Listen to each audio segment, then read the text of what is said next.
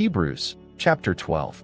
Therefore let us also, seeing we are surrounded by so great a cloud of witnesses, lay aside every weight and the sin which so easily entangles us, and let us run with perseverance the race that is set before us, looking to Jesus, the author and perfecter of faith, who for the joy that was set before him endured the cross, despising its shame, and has sat down at the right hand of the throne of God.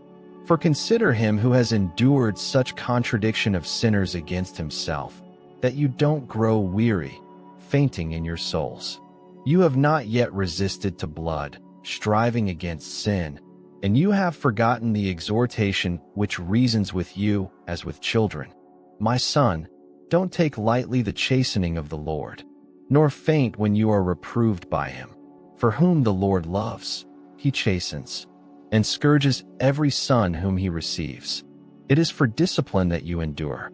God deals with you as with children. For what son is there whom his father doesn't discipline? But if you are without discipline, of which all have been made partakers, then are you illegitimate and not children. Furthermore, we had the fathers of our flesh to chasten us, and we paid them respect. Shall we not much rather be in subjection to the Father of spirits, and live? For they indeed, for a few days, punished us as seemed good to them, but he for our profit, that we may be partakers of his holiness. All chastening seems for the present to be not joyous, but grievous.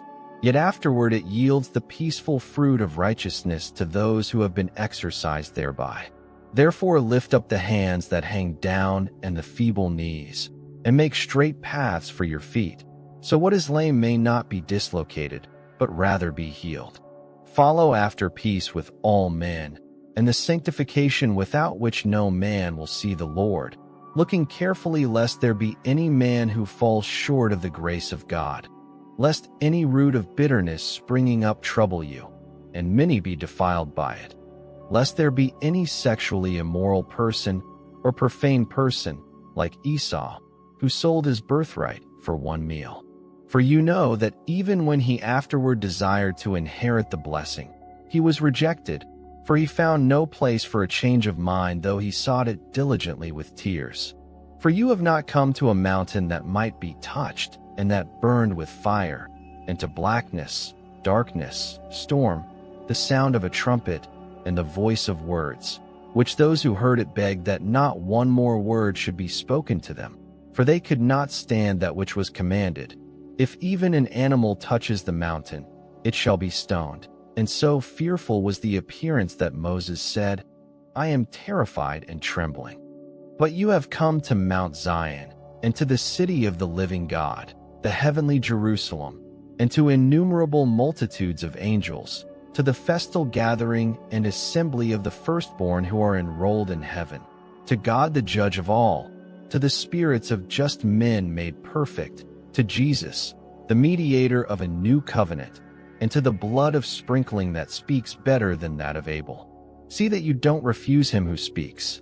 For if they didn't escape when they refused him who warned on the earth, how much more will we not escape who turn away from him who warns from heaven, whose voice shook the earth then, but now he has promised, saying, Yet once more I will shake not only the earth, but also the heavens. This phrase, yet once more, signifies the removing of those things that are shaken, as of things that have been made, that those things which are not shaken may remain.